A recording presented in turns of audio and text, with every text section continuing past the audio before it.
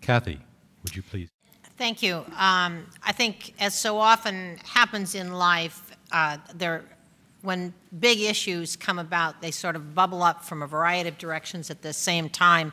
And the CD report today really touches on and comes at just the right time, I think, for us in New York with a series of issues that we're struggling with around these same topics, ranging from sort of the targeting of international business and Wall Street for much of the nation's frustration with income disparities and low standard of living, and the questions about offshoring when employers have to take jobs offshore, no longer so much because they're looking for lower costs, but because it's the only way to get talent, between the failures of our education policies and our immigration policies.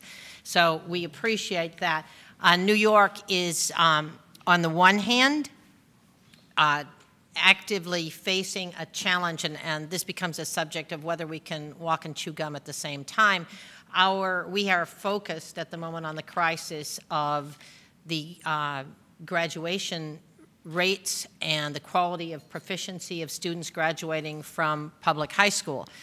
In New York State, the current numbers show that only 37% of the high school graduates are career or college ready.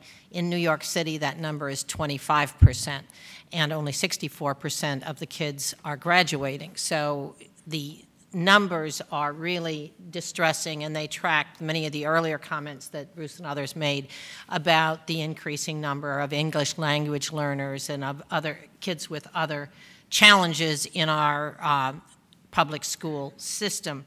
And this, in turn, becomes a political issue for employers, and particularly the largest, most visible and politically vulnerable employers in terms of seeking to deal with this issue. So I think the will is there. On the other hand, how we get this done is a question.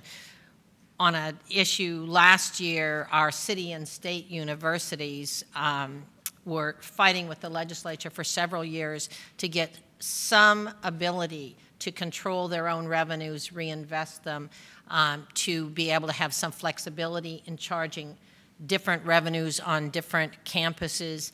Finally, last year, with the strong support and leadership of Governor Cuomo, we were able to get some legislation, and where modest tuition increases and predictable tuition increases over a 5-year period were deployed back to the universities to use at their discretion rather than going in the state's general fund.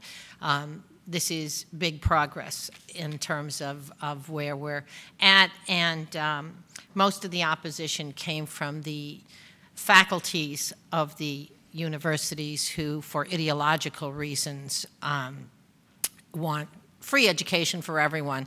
And so this is the gap here is very large. So that's on the other end. At the same time, we've been working for the last couple of years, and last year the governor actually appointed regional economic development councils across New York State, and the heads of those regional councils are one business leader and one university president. And the idea there is to try and build a much closer working relationship between the post-secondary world and the business world. And I think there's been significant progress on that. We have a couple of big economic development projects like the Nanotech Center in Albany with the State University of Albany, and some of the work and some of the IBM's partnerships most recently announced last week with NYU and Polytechnic University in Brooklyn to create a new Center of Engineering Applied Sciences School in the urban sciences.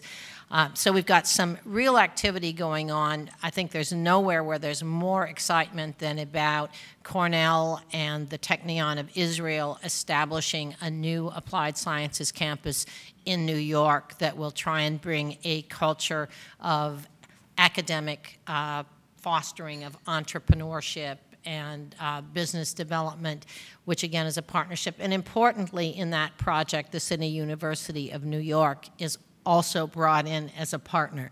And I think it expresses the same theme that was in this report, which is this has got to be broad thinking. We're not just creating Einsteins. We've also got to have the techs that run the labs, and on both those sides. And I think the New York City business community has become, as I said before, for both political and practical reasons, very aware of the importance of this broad-based support. And so I think we will be partners both with state government and on a national level in pursuing these policies. Thank you very much, Kathy.